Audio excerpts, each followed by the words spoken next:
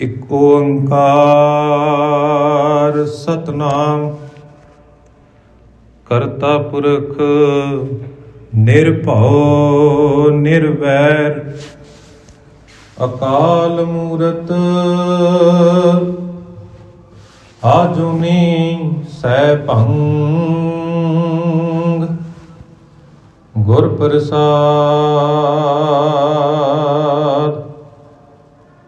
ਸ਼੍ਰੀ ਨਾਨਕ ਪਦ ਪੰਕਜ ਬੰਦਨ ਪਦ ਪੰਕਜ ਬੰਦਨਾ ਸਿਮਰੋ ਅੰਗਦ ਦੋਖ ਨਿਕੰਦਨਾ ਅਮਰਦਾਸ ਗੁਰ ਹਿਰਦੈ ਧਿਆਵੋ ਹਿਰਦੇ ਧਿਆਵੋ। ਸ਼੍ਰੀ ਗੁਰੂ ਰਾਮਦਾਸ ਗੁਣ ਗਾਵੋ। ਸ਼੍ਰੀ ਅਰਜਨ ਬਿਘਨ ਕੇ ਨਾਸ਼ਕ ਬਿਘਨਨ ਕੇ ਨਾਸ਼ਕ। ਹਰਿ ਗੋਬਿੰਦ ਸੁਭ ਸਮਤ ਪ੍ਰਕਾਸ਼ਕ। ਸ਼੍ਰੀ ਹਰਿ ਰਾਏ ਨਮੋ ਕਰ ਜੋਰੀ ਨਮੋ ਕਰ ਜੋਰੀ। ਗੁਰ ਹਰਿ ਕ੍ਰਿਸ਼ਨ ਮਨਾਏ ਬਹੋਰੀ। ਤੇਗ ਬਹਾਦਰ ਪਰਮ ਕਿਰਪਾਲਾ ਪਰਮ ਕਿਰਪਾਲਾ। ਸ਼੍ਰੀ ਗੁਰੂ ਗੋਬਿੰਦ ਸਿੰਘ ਵਿਸਾਲਾ। ਤਰੋਂ ਤਰਾ ਪਰ ਪੁਨ ਪੁਨ ਸੀਸਾ ਪੁਨ ਪੁਨ ਸੀਸਾ। ਬੰਦੋਂ ਬਾਰ ਬਾਰ ਜਗਦੀਸ਼ਾ। ਜਿਸ ਮਹਿ ਅੰਮ੍ਰਿਤ ਗਿਆਨ ਹੈ ਮਾਨਿਕ ਭਗਤ ਬੈਰਾਗ। ਸ਼੍ਰੀ ਗੁਰੂ ਗ੍ਰੰਥ ਸਾਹਿਬ ਉਦਦ ਬੰਦੋਂ ਕਰ ਅਨੁਰਾਗ। ਏਕ ਓੰਕਾਰ ਸਤਿਗੁਰੂ ਤਹਿ ਪ੍ਰਸਾਦ ਸਤ ਹੋਏ। ਵਾਹਿਗੁਰੂ ਜੀ ਕੀ ਫਤਿਹ। ਵਿਘਨ ਵਿਨਾਸ਼ਨ ਸੋਏ।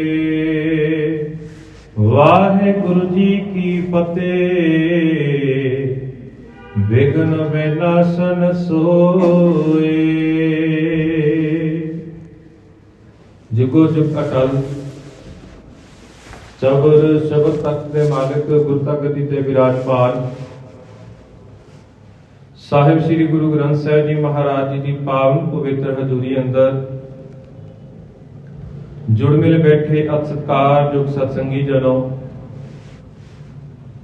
ਬੜੇ ਹੀ ਵੱਡਿਆਂ ਭਾਗਾਂ ਵਾਲੇ ਹੋ ਜੋ ਰੋਜ਼ਾਨਾ ਹੀ ਸਤਿਗੁਰੂ ਜੀ ਦੀ ਪਾਵਨ ਪਵਿੱਤਰ ਹਜ਼ੂਰੀ ਅੰਦਰ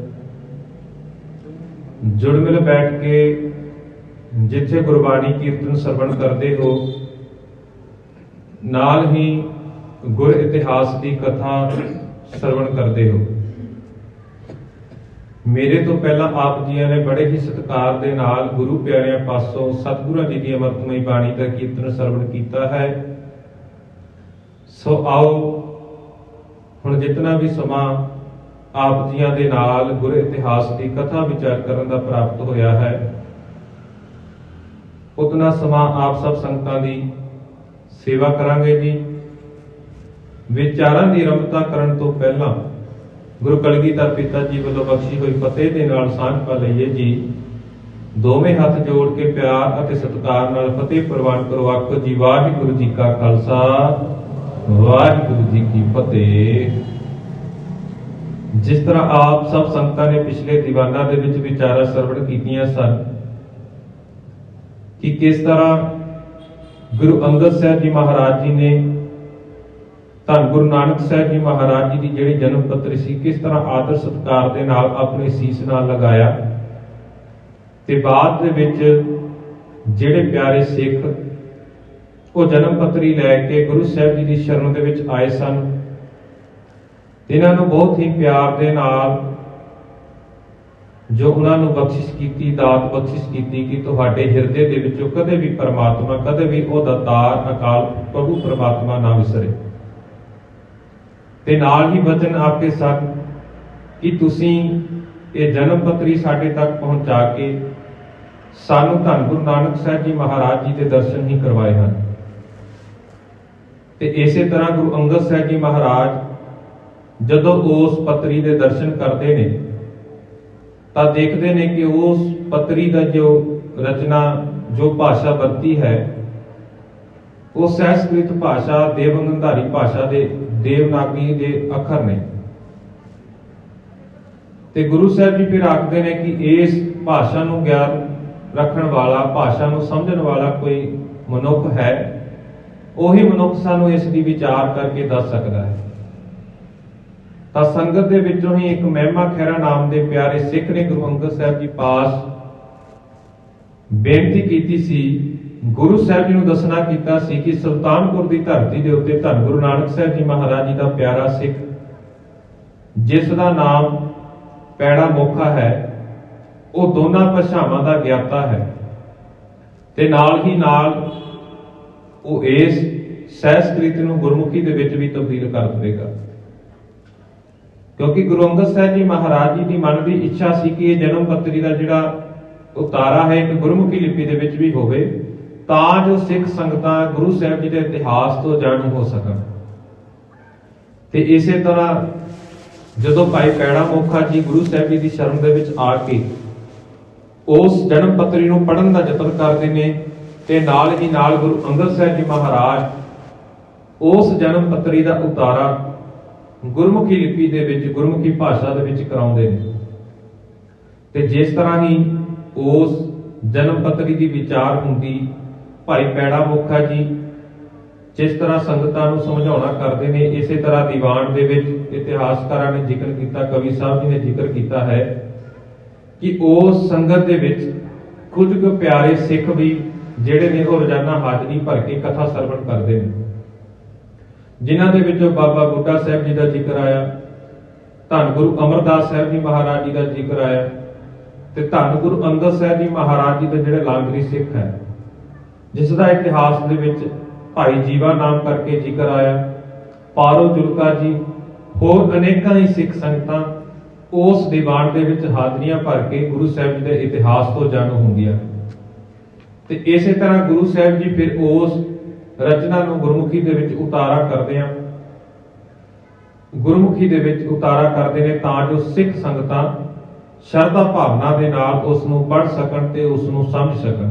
ਕਿਉਂਕਿ ਗੁਰੂ ਅੰਗਦ ਸਾਹਿਬ ਜੀ ਮਹਾਰਾਜ ਜੀ ਨੇ ਹੀ ਬਚਨ ਕੀਤੇ ਸਨ ਕਿ ਧੰਨ ਗੁਰੂ ਨਾਨਕ ਸਾਹਿਬ ਜੀ ਮਹਾਰਾਜ ਜੀ ਨੇ ਇਸ ਗੱਲ ਦਾ ਪੁਰਜ਼ੋਰ ਪ੍ਰਚਾਰ ਕੀਤਾ ਸੀ ਕਿ ਕੋਈ ਵੀ ਮਨੁੱਖ ਆਪਣੀ ਮਾਤ ਭਾਸ਼ਾ ਦੇ ਵਿੱਚ ਜਦੋਂ ਗਿਆਨ ਹਾਸਲ ਕਰਦਾ ਹੈ ਤਾਂ ਉਸ ਨੂੰ ਉਸ ਗੱਲ ਦੀ ਜਾਣਕਾਰੀ ਸੌਖੇ ਤਰੀਕੇ ਦੇ ਨਾਲ ਸਮਝ ਆ ਜਾਂਦੀ ਹੈ। ਇਸੇ ਕਰਕੇ ਗੁਰੂ ਨਾਨਕ ਸਾਹਿਬ ਜੀ ਮਹਾਰਾਜ ਜੀ ਨੇ ਗੁਰਮੁਖੀ ਲਿਪੀ ਦੇ ਵਿੱਚ ਆਪਣੀ ਬਾਣੀ ਉਚਾਰਨ ਕੀਤੀ ਸੀ।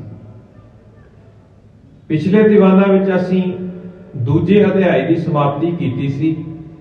ਅੱਜ ਦੇ ਇਸ ਦੀਵਾਨਾਂ ਦੇ ਵਿੱਚ ਅਸੀਂ ਤੀਸਰੇ ਅਧਿਆਇ ਦਾ ਜੋ ਵਿਚਾਰ ਹੈ ਉਹ ਆਰੰਭ ਕਰਾਂਗੇ, ਜਿਸ ਦੇ ਵਿੱਚ ਧੰਨ ਗੁਰੂ ਨਾਨਕ ਸਾਹਿਬ ਜੀ ਮਹਾਰਾਜ ਜੀ ਦੇ ਅਵਤਾਰ ਦੇ ਬਾਬਤ ਵਿਚਾਰ ਕੀਤੀ ਗਈ ਹੈ, ਭਾਈ ਬਾਲਾ ਜੀ ਦੇ ਸਰੂਪ ਦੇ ਬਾਬਤ ਵਿਚਾਰ ਕੀਤੀ ਗਈ ਹੈ, ਤੇ ਨਾਲ ਹੀ ਨਾਲ ਕਿਸ ਤਰ੍ਹਾਂ ਧਰਤੀ ਪੁਕਾਰ ਕਰਦੀ ਉਸ ਪਰਮਾਤਮਾ ਦੇ ਅੱਗੇ ਕਿ ਧਰਤੀ ਦਾ ਵਰਤਾਂਤ ਕਿਹੋ ਜਿਹਾ ਸੀ, ਜਨਮ ਤੋਂ ਪਹਿਲਾਂ ਕਿਹੋ ਜਿਹੇ ਹਾਲਾਤ ਸਨ, ਉਹ ਸਾਰੀਆਂ ਘਟਨਾਵਾਂ ਦਾ ਵਰਣਨ ਕਵੀ ਜੀ ਨੇ ਇਸ ਤੀਸਰੇ ਅਧਿਆਇ ਦੇ ਵਿੱਚ ਕੀਤਾ ਹੋਇਆ ਹੈ।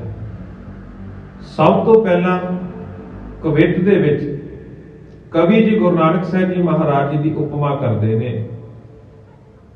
ਕਵਿਤ ਕੋਈ ਕਬ ਉਪਮਾ ਸੋ ਦੇਖ ਪਰ ਜਾਤ ਪਗ ਭੂ ਕਹੇ ਗੁਰੂ ਪਗ ਕਮਲ ਅਮਲ ਹੈ।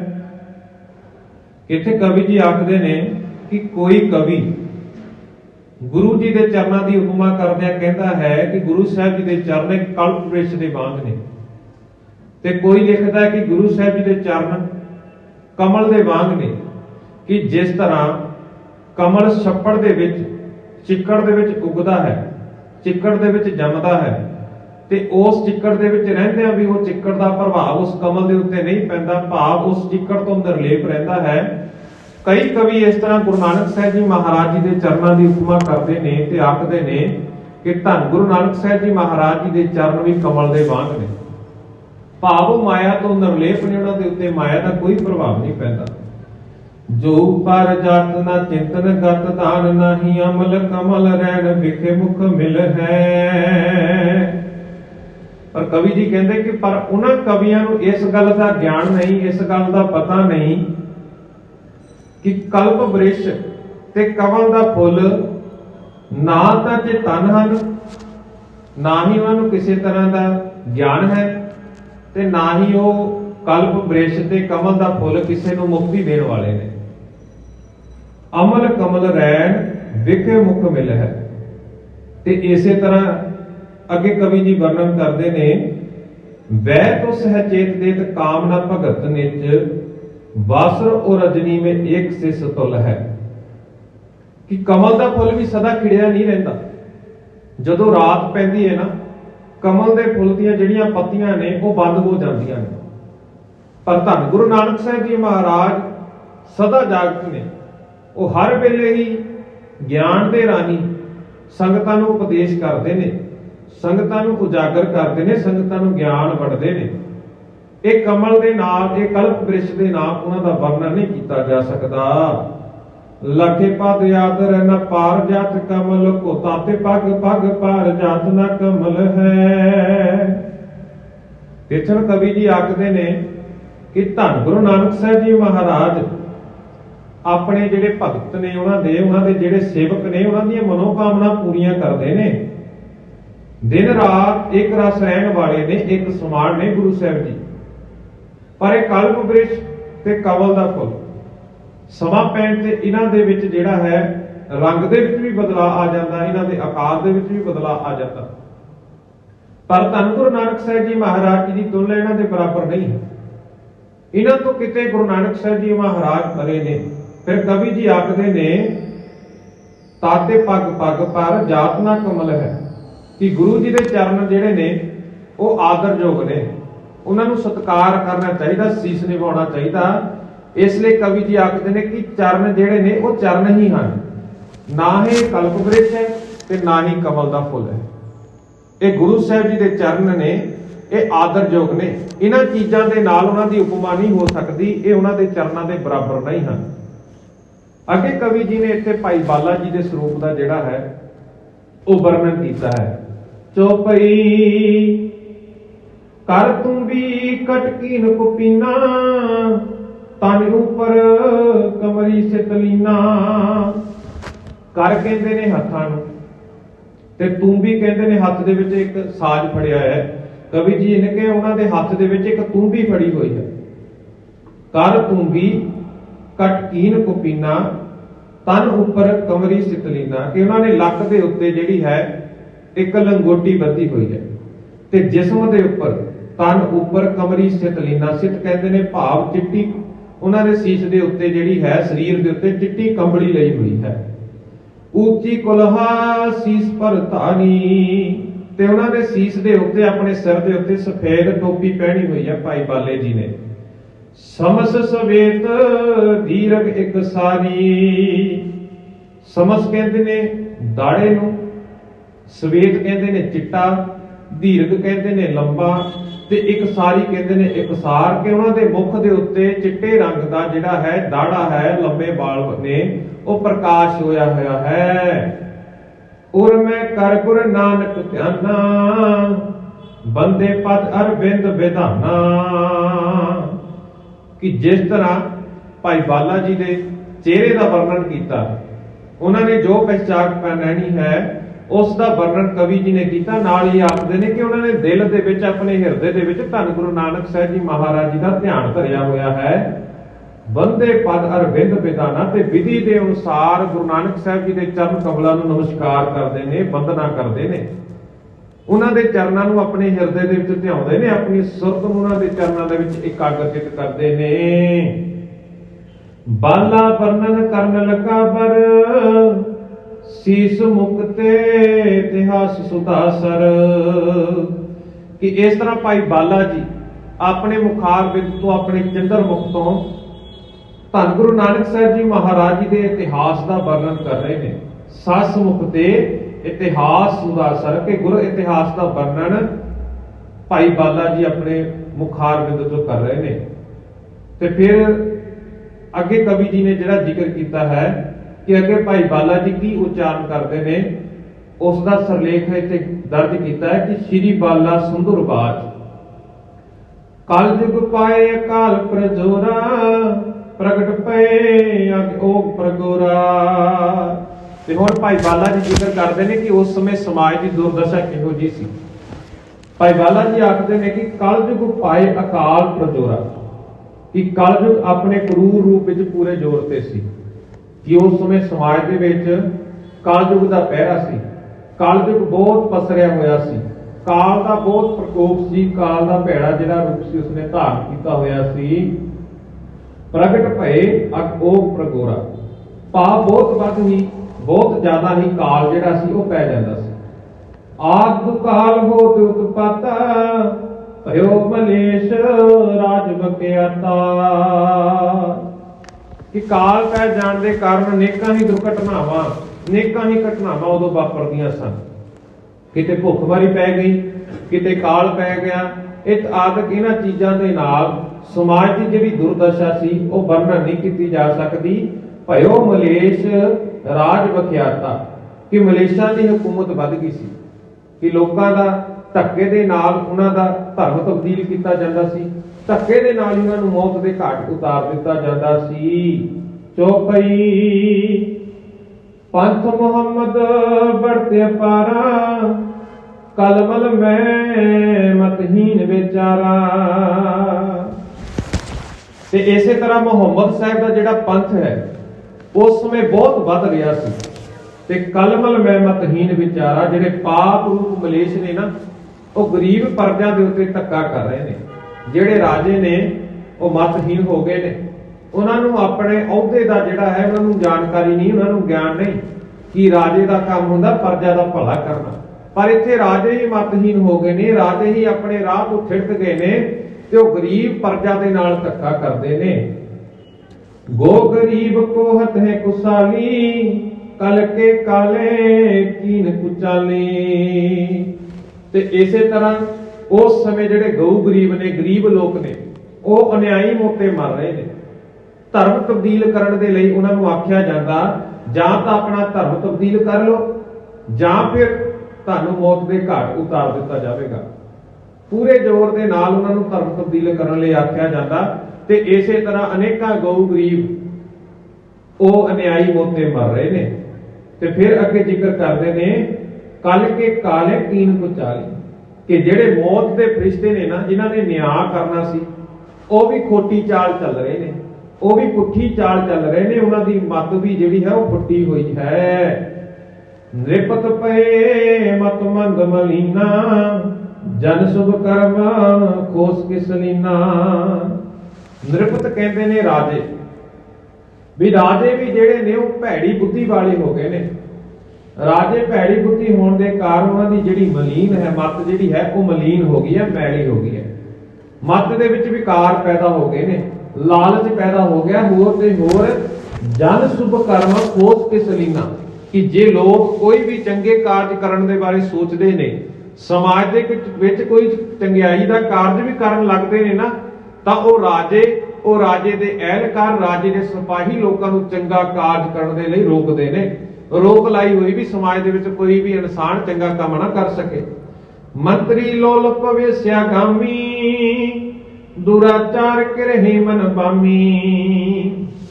ਜਿਹੜੇ ਮੰਤਰੀ ਨੇ ਲੰਪਟ ਤੇ ਵੀ ਵਿਚਾਰੀ ਹੋ ਗਏ ਨੇ, ਭਾਵ ਕਿਰਦਾਰ ਤੋਂ ਹੀਣੇ ਹੋ ਗਏ ਨੇ, ਤੇ ਉਹਨਾਂ ਦਾ ਕਿਰਦਾਰ ਜਿਹੜਾ ਹੈ ਉਹ ਡਿੱਗ ਗਿਆ ਹੈ, ਉਹ ਆਪਣੇ ਕਿਰਦਾਰ ਤੋਂ ਸਖਣੇ ਹੋ ਗਏ ਨੇ। ਉਹਨਾਂ ਦੇ ਜੀਵਨ ਦੇ ਵਿੱਚੋਂ ਸਚਿਆਰਾਪਨ ਜਿਹੜਾ ਹੈ ਉਹ ਖਤਮ ਹੋ ਗਿਆ ਹੈ। ਦੁਰਾਚਾਰ ਕਰੀਏ ਮਨਵਾਮੀ, ਕਿ ਟੇਢੇ ਮਨ ਵਾਲੇ ਭੈੜੇ ਕਰਮ ਕਰ ਰਹੇ ਨੇ। ਮਤ ਤੋਂ ਹੀਣੇ ਹੋਣ ਕਰਕੇ, ਆਪਣੀ ਮਨ ਦੇ ਮਤ ਦੇ ਮਗਰ ਲੱਗੇ ਹੋਣ ਕਾਰਨ, ਉਸ ਮਨ ਦੀਆਂ ਵਾਸ਼ਨਾਵਾਂ ਨੂੰ ਸੰਪੂਰਨ ਕਰਨ ਦੇ ਲਈ ਜੋ ਭੈੜੇ ਜਿਹੜੇ ਕਾਰਜ ਨੇ ਉਹ ਕਰ ਰਹੇ ਨੇ। ਦੋਹਰਾ ਦੁਰਮਤ ਦੁਸ਼ਟ ਦੁਰੋਧਨੀ, ਦੁਕ੍ਰਿਤ ਦੁਖਤ ਕਲੇਸ਼, ਸੂਣ ਸਿੰਘ ਕਾ ਸਰਸਮ ਸੋ, ਧਰਮ ਰਿਓ ਰਾਕੇਸ਼। ਦੁਰਮਤ ਕਹਿੰਦੇ ਨੇ ਖੋਟੀ ਮਤ ਨੂੰ, ਭੈੜੀ ਮਤ। ਦੁਸ਼ਟ ਕਹਿੰਦੇ ਨੇ ਦੁਸ਼ਟਤਾ। ਦਰੋਦਰੀ ਦਾ ਭਾਵ ਹੈ ਜੂਏਬਾਜੀ। ਦੁਕ੍ਰਿਤ ਦਾ ਅਰਥ ਹੈ ਵਕੀਲੀ। ਦੁਖਤ ਦਾ ਅਰਥ ਹੈ ਦੁੱਖ, ਤੇ ਕਲੇਸ਼ ਦਾ ਅਰਥ ਹੈ ਸੰਤਾਪ। ਤੇ ਇੱਥੇ ਜ਼ਿਕਰ ਕਰਦੇ ਨੇ ਖੋਟੀ ਬੁੱਧ, ਦੁਸ਼ਟਤਾ, ਜੂਏਬਾਜੀ, ਵਕੀਲੀ, ਦੁੱਖ, ਸੰਤਾਪ, ਇਹ ਸਾਰੇ ਦੇ ਸਾਰੇ ਜਿੱਦਾਂ ਨੇ ਸਿੰਘ ਕਾ ਜਿਹੜੀ ਰਾਖਸ਼ਨੀ ਹੈ ਉਹਦਾ ਪੁੱਤਰ ਰਾਹੂ ਹੈ ਨਾ, ਇਹ ਸਾਰੇ ਉਹਨਾਂ ਵਾਂਗ ਹੋ ਗਏ ਨੇ, ਉਸ ਦੇ ਸਮਾਨ ਹੀ ਹੋ ਗਏ ਨੇ। ਧਰਮ ਭਇਓ ਰਾਕੇਸ਼, ਤੇ ਜਿਹੜਾ ਧਰਮ ਹੈ ਨਾ ਉਹ ਪੂਰਨਮਾਸ਼ੀ ਦੇ ਚੰਦਰਮਾ ਵਾਂਗ ਹੋ ਗਿਆ, ਕਿ ਜਿਹੜਾ ਕਦੇ ਕਦੇ ਦਿਖਾਈ ਦਿੰਦਾ ਨਾ, ਉਹ ਧਰਮ ਇੱਥੇ ਹੁਣ ਇਸ ਧਰਤੀ ਤੇ ਰਿਹਾ ਨਹੀਂ। ਜਿਹੜੀ ਧਰਮ ਦੀ ਵਿਚਾਰਧਾਰਾ ਹੈ ਨਾ, ਉਹ ਧਰਮ ਜਿਹੜਾ ਹੈ ਉਸ ਧਰਤੀ ਦੇ ਉੱਤੇ ਡਾਵਾਡੋਲ ਹੈ। ਧਰਤੀ ਦੇ ਉੱਤੇ ਇਸ ਧਰਮ ਦੇ ਜਿਹੜੇ ਨੇ ਪੈਰ ਥਿੜਕੇ ਹੋਏ ਨੇ। ਕਿਸੇ ਵੀ ਇਨਸਾਨ ਦੇ ਵਿੱਚ ਧਰਮ ਨਾਂ ਦੀ ਕੋਈ ਗੱਲ ਨਹੀਂ, ਕਿਉਂਕਿ ਰਾਜੇ ਦਾ ਜ਼ਿਕਰ ਆ ਗਿਆ, ਰਾਜੇ ਦੇ ਮੰਤਰੀਆਂ ਦਾ ਜ਼ਿਕਰ ਆ ਗਿਆ ਕਿ ਕਿਸ ਤਰ੍ਹਾਂ ਲੋਕਾਂ ਦੇ ਉੱਤੇ ਜਿਹੜਾ ਹੈ ਉਹ ਅਤਿਆਚਾਰ ਕਰਦੇ ਨੇ, ਕਿਸ ਤਰ੍ਹਾਂ ਲੋਕਾਂ ਨੂੰ ਧੱਕੇ ਦੇ ਨਾਲ ਉਹਨਾਂ ਦਾ ਜਿਹੜਾ ਧਰਮ ਹੈ ਉਹ ਤਬਦੀਲ ਕਰਵਾਇਆ ਜਾ ਰਿਹਾ। ਅਸੀਂ ਪਿਛਲੇ ਦੀਵਾਨਾਂ ਦੇ ਵਿੱਚ ਵੀ ਵਿਚਾਰ ਸਰਵਣ ਕੀਤੇ ਸਨ ਕਿ ਧੰਨ ਗੁਰੂ ਨਾਨਕ ਸਾਹਿਬ ਜੀ ਮਹਾਰਾਜ ਜੀ ਤੋਂ ਪਹਿਲਾਂ ਦੋ ਧਰਮ ਜਿਹੜੇ ਨੇ ਜ਼ਿਆਦਾ ਪ੍ਰਚਲਿਤ ਸਨ, ਇੱਕ ਹਿੰਦੂ ਧਰਮ ਤੇ ਇੱਕ ਮੁਸਲਮਾਨ ਧਰਮ। ਜਿਸ ਤਰ੍ਹਾਂ ਅਸੀਂ ਪਹਿਲਾਂ ਵੀ ਗੁਰੂ ਨਾਨਕ ਸਾਹਿਬ ਜੀ ਮਹਾਰਾਜ ਜੀ ਦੇ ਇਤਿਹਾਸ ਦੇ ਵਿੱਚੋਂ ਹੀ ਜ਼ਿਕਰ ਕਰਦੇ ਹਾਂ ਕਿ ਬਾਬਰ ਨੇ ਵੀ ਗੁਰੂ ਨਾਨਕ ਸਾਹਿਬ ਜੀ ਮਹਾਰਾਜ ਜੀ ਨੂੰ ਜੇਲ੍ਹ ਦੇ ਵਿੱਚ ਕੈਦ ਕਰ ਲਿਆ ਸੀ, ਕਿ ਲੋਕਾਂ ਨੂੰ, ਕਿਉਂਕਿ ਉਹ ਸੱਚ ਦਾ ਰਾਹ ਦਿਖਾਉਂਦੇ ਸੀ, ਤੇ ਬਾਬਰ ਨੂੰ ਇਹ ਲੱਗਦਾ ਸੀ ਕਿ ਸ਼ਾਇਦ ਆਉਣ ਵਾਲੇ ਸਮੇਂ ਦੇ ਵਿੱਚ ਜਿਹੜੇ ਲੋਕਾਂ ਨੂੰ ਇਹ ਸੱਚ ਦਾ ਸ਼ੀਸ਼ਾ ਦਿਖਾਉਂਦੇ ਨੇ ਸਾਡਾ ਵਿਰੋਧ ਕਰਨ ਦੇ ਲਈ ਖੜੇ ਹੋ ਜਾਣਗੇ। ਤੇ ਇਸੇ ਤਰ੍ਹਾਂ ਉਹ ਮੁਗਲ ਹਕੂਮਤ, ਉਹ ਇਸਲਾਮ ਮਤ ਦੇ ਜਿਹੜੇ ਵੀ ਪੈਰੋਕਾਰ ਸਨ, ਉਹ ਸਾਰੇ ਦੇ ਸਾਰੇ ਲੋਕਾਂ ਨੂੰ ਆਪਣੇ ਧਰਮ ਦੇ ਵਿੱਚ ਤਬਦੀਲ ਕਰਦੇ ਸਨ। ਧੱਕੇ ਦੇ ਨਾਲ, ਤਲਵਾਰ ਦੀ ਨੋਕ ਦੇ ਉੱਤੇ ਉਹਨਾਂ ਦਾ ਧਰਮ ਤਬਦੀਲ ਕੀਤਾ ਜਾਂਦਾ ਸੀ। ਇਸੇ ਤਰ੍ਹਾਂ ਇੱਥੇ ਜ਼ਿਕਰ ਕੀਤਾ ਗਿਆ ਕਿ ਉਸ ਸਮੇਂ ਸਮਾਜ ਦੇ ਵਿੱਚ ਜੂਏਬਾਜੀ, ਦੁੱਖ, ਸੰਤਾਪ, ਮਾਰ, ਲੁੱਟ ਆਦਿਕ ਜਿਹੜੀਆਂ ਇਹ ਚੀਜ਼ਾਂ ਸਨ, ਇਹ ਆਮ ਚੱਲ ਰਹੀਆਂ ਸਨ। ਨਾ ਸਮਾਜ ਦੇ ਵਿੱਚ ਸੱਚ ਬਚਿਆ, ਨਾ ਸਮਾਜ ਦੇ ਵਿੱਚ ਕਿਤੇ ਇਮਾਨਦਾਰੀ ਹੈ। ਹੋਰ ਤੇ ਹੋਰ ਜਿਹੜੇ ਲੋਕ ਕਿਸੇ ਦਾ ਭਲਾ ਕਰਨ ਬਾਰੇ ਵੀ ਸੋਚਦੇ ਨੇ ਨਾ, ਉਹਨਾਂ ਉੱਤੇ ਵੀ ਰੋਕ ਲਗਾ ਦਿੱਤੀ। ਇਹ ਸਾਰੇ ਜਿਹੜੇ ਧਰਮ ਦੇ ਗੁਣ ਨੇ ਨਾ, ਇਹ ਸਮਾਜ ਦੇ ਵਿੱਚੋਂ ਕਿਤੇ ਚਲੇ ਗਏ ਸਨ। ਇਸ ਤਰ੍ਹਾਂ ਲੱਗਦਾ ਸੀ ਕਿ ਇਹ ਪੂਰਨਮਾਸ਼ੀ ਦੇ ਚੰਦਰਮਾ ਵਰਗੇ ਹੋ ਗਏ, ਜਿਹੜੇ ਕਦੇ ਕਦੇ ਦਿਖਾਈ ਦਿੰਦੇ ਨੇ। ਚੌਪਈ ਨਿਰਪਤ ਪੁਕਾਰਨ ਸੁਣ ਹੈ ਕਾਈ, ਕਾਜੀ ਰਿਸ਼ਵਤ ਵਸਿਆ ਦੇ ਕਾਈ। ਕਿ ਜਿਹੜੇ ਅੱਗੇ ਗੁਰੂ ਸਾਹਿਬ ਜੀ ਇੱਥੇ ਕਵੀ ਸਾਹਿਬ ਜੀ ਜ਼ਿਕਰ ਕਰਦੇ ਨੇ ਕਿ ਰਾਜੇ ਕਿਸੇ ਦੀ ਫਰਿਆਦ ਨਹੀਂ ਸੁਣਦੇ, ਤੇ ਨਾ ਹੀ ਜਿਹੜੇ ਕਾਜੀ ਨੇ ਨਾ, ਕਾਜੀ ਦਾ ਕੰਮ ਹੁੰਦਾ ਸੀ, ਜਿਸ ਤਰ੍ਹਾਂ ਅੱਜ ਦੇ ਅਸੀਂ ਸਮਾਜ ਦੀ ਗੱਲ ਕਰੀਏ ਤਾਂ ਅੱਜ ਦੇ ਵਿੱਚ ਕੋਰਟ ਨੇ, ਕੋਰਟ ਦੇ ਵਿੱਚ ਕੇਸ ਲੜਿਆ ਜਾਂਦਾ, ਤਾਂ ਜਿਸ ਤਰ੍ਹਾਂ ਵਕੀਲ ਵਕਾਲਤ ਕਰਦਾ ਤੇ ਜੱਜ ਉਸ ਵਕਾਲਤ ਤੋਂ ਅੰਦਾਜ਼ਾ ਲਗਾ ਕੇ ਉਸ ਕੇਸ ਦੇ ਆਧਾਰ ਦੇ ਉੱਤੇ ਫੈਸਲਾ ਕਰਦਾ। ਇਸੇ ਤਰ੍ਹਾਂ ਇਸਲਾਮ ਮਤ ਦੇ ਵਿੱਚ ਕਾਜ਼ੀਆਂ ਦਾ ਰੋਲ ਹੁੰਦਾ ਸੀ। ਸਮਾਜ ਦੇ ਵਿੱਚ ਕੋਈ ਵੀ ਵਿਪਤਾ ਆ ਜਾਵੇ, ਕੋਈ ਵੀ ਇਹੋ ਜਿਹੀ ਘਟਨਾ ਵਾਪਰ ਜਾਵੇ, ਕਾਜ਼ੀ ਦਾ ਕੰਮ ਹੁੰਦਾ ਸੀ ਨਿਆਂ ਕਰਨਾ। ਤੇ ਇੱਥੇ ਕਵੀ ਜੀ ਜ਼ਿਕਰ ਕਰਦੇ ਨੇ ਕਿ ਕਾਜ਼ੀ ਵੀ ਜਿਹੜੇ ਨੇ ਉਹ ਨਿਆਂ ਨਹੀਂ ਕਰ ਰਹੇ, ਉਹ ਅਨਿਆਂ ਕਰ ਰਹੇ ਨੇ। ਲੋਕਾਂ ਦੇ ਕੋਲੋਂ ਰਿਸ਼ਵਤ ਲੈ ਕੇ ਜਿਹੜਾ ਹੈ ਉਹ ਝੂਠ ਨੂੰ ਸੱਚ ਬਣਾ ਕੇ ਪੇਸ਼ ਕਰਦੇ ਨੇ। ਝੂਠੇ ਕੋ ਸਾਚਾ ਕਰ ਦੇਈ, ਸਤ ਨਿਆਂ ਕੋ ਨਾ ਉਹਨਾਂ ਦੇ, ਕਿ ਜਿਹੜਾ ਸੱਚਾ ਹੈ ਉਸ ਨੂੰ ਨਿਆਂ ਨਹੀਂ ਮਿਲ ਰਿਹਾ, ਝੂਠੇ ਨੂੰ ਨਿਆਂ ਦੇ ਰਹੇ ਨੇ। ਝੂਠੇ ਦੇ ਨਾਲ ਜਿਹੜਾ ਹੈ ਉਸ ਨੂੰ, ਜਿਹੜਾ ਸੱਚ ਹੈ, ਸੱਚ ਵਾਲੇ ਨੂੰ ਦਬਾ ਕੇ ਝੂਠੇ ਵੱਲ ਝੁਕ ਜਾਂਦੇ ਨੇ ਪੈਸਾ ਲੈ ਕੇ। ਰਿਸ਼ਵਤ ਲੈ ਕੇ ਸਮਾਜ ਦੇ ਵਿੱਚ ਇਹੋ ਜਿਹੇ ਹਾਲਾਤ ਬਣ ਗਏ ਨੇ ਕਿ ਸੱਚ ਦੀ ਕੋਈ ਕਦਰ ਨਹੀਂ ਰਹੀ। ਰਾਜੇ ਵੀ ਜਿਹੜੇ ਨੇ ਉਹ ਕਿਸੇ ਦੀ ਫਰਿਆਦ ਨਹੀਂ ਸੁਣਦੇ, ਪ੍ਰਜਾ ਦੀ ਪੁਕਾਰ ਨਹੀਂ ਸੁਣਦੇ, ਪ੍ਰਜਾ ਦੀ ਮਦਦ ਨਹੀਂ ਕਰਦੇ, ਸਗੋਂ ਪ੍ਰਜਾ ਦੇ ਉੱਤੇ ਜਿਹੜਾ ਹੈ ਉਹ ਜ਼ੁਲਮ ਢਾਉਂਦੇ ਨੇ। ਜਹ ਤੇ ਚਲੀ ਮਲੇਸ਼ਣ ਭਾਖਾ, ਨਿਜ ਨਿਜ ਧਰਮ ਨਨ ਸਭ ਨਾਖਾ। ਕਿ ਥਾਂ ਥਾਂ ਦੇ ਉੱਤੇ ਇਹ ਕਤਲੋ ਗਾਲਤ ਹੀ ਚੱਲਦੀ ਹੈ। ਇਹ ਮਲੇਸ਼ਾਂ ਦੀ ਬੋਲੀ ਦਾ ਹੀ ਬੋਲਬਾਲਾ ਹੈ। ਨਿਜ ਨਿਜ ਧਰਮ ਨਰਮ ਸਭ ਨਾਖਾ, ਆਪੋ ਆਪਣਾ ਧਰਮ ਸਭ ਮਨੁੱਖਾਂ ਨੇ ਛੱਡ ਦਿੱਤਾ ਹੈ। ਹੁਣ ਜਦੋਂ ਅਸੀਂ ਗੁਰਬਾਣੀ ਦੇ ਅਨੁਸਾਰ ਨਾ ਧਰਮ ਦੀ ਗੱਲ ਕਰਾਂਗੇ ਤਾਂ ਗੁਰੂ ਸਾਹਿਬ ਜੀ ਨੇ ਗੁਰਬਾਣੀ ਦੇ ਵਿੱਚ ਜਿਹੜੀ ਧਰਮ ਦੀ ਪਰਿਭਾਸ਼ਾ ਦਿੱਤੀ ਹੈ ਨਾ, ਤਾਂ ਗੁਰੂ ਸਾਹਿਬ ਜੀ ਫਰਮਾਉਣਾ ਕਰਦੇ ਨੇ ਕਿ ਸਗਲ ਧਰਮ ਮੈਂ ਸ੍ਰੇਸ਼ਟ ਧਰਮ, ਹਰ ਕੋ ਨਾਮ ਜਪ ਨਿਰਮਲ ਕਰਮ। ਕਿ ਚੰਗੇ ਕਰਮ ਕਰਨੇ, ਪਰਮਾਤਮਾ ਦੇ ਨਾਮ ਦੀ ਆਰਾਧਨਾ ਕਰਨੀ, ਪਰਮਾਤਮਾ ਦੇ ਗੁਣਾਂ ਨੂੰ ਜੀਵਨ ਦੇ ਅੰਦਰ ਧਾਰਨ ਕਰਨਾ ਸਾਰੇ ਧਰਮਾਂ ਤੋਂ ਇਹ ਸ੍ਰੇਸ਼ਟ ਧਰਮ ਮੰਨਿਆ ਜਾਂਦਾ। ਅਸੀਂ ਆਮ ਤੌਰ ਦੇ ਉੱਤੇ ਕਹਿ ਦਿੰਦੇ ਆ ਨਾ ਕਿ ਸਿੱਖ ਧਰਮ ਹੈ ਸਾਡਾ, ਇੱਕ ਹਿੰਦੂ ਧਰਮ ਹੈ, ਮੁਸਲਮ ਧਰਮ ਹੈ। ਇਹ ਧਰਮ ਨਹੀਂ, ਇਹ ਮਤ ਨੇ। ਮੁਸਲਮ ਮਤ ਹੈ, ਇਸਲਾਮ ਮਤ ਹੈ, ਹਿੰਦੂ ਮਤ ਹੈ, ਸਿੱਖ ਮਤ ਹੈ, ਸਿੱਖ ਵਿਚਾਰਧਾਰਾ ਨੇ। ਇਹ ਵੱਖ-ਵੱਖ ਵਿਚਾਰਧਾਰਾਵਾਂ ਨੇ। ਜਿਹੜਾ ਧਰਮ ਹੈ ਉਹ ਧਰਮ ਇੱਕੋ ਹੀ ਹੈ। ਜਿਹੜਾ ਅਕਾਲ ਪੁਰਖ ਦਾ ਧਰਮ ਹੈ ਨਾ, ਉਸ ਧਰਮ ਇੱਕੋ ਹੀ ਹੈ ਕਿ ਉਸ ਧਰਮ ਦੇ ਆਧਾਰ ਤੇ ਜਿਹੜੇ ਪਰਮਾਤਮਾ ਦੇ ਗੁਣ ਨੇ ਉਹ ਜੀਵਨ ਦੇ ਅੰਦਰ ਧਾਰਨ ਕਰਕੇ ਸਮਾਜ ਦੇ ਵਿੱਚ ਨਿਰਮਲ ਕਰਮ ਕਰਨਾ, ਸਮਾਜ ਦੇ ਵਿੱਚ ਚੰਗੇ ਕਾਰਜ ਕਰਨਾ ਹੀ ਅਸਲ ਧਰਮ ਹੈ ਮਨੁੱਖ ਦਾ।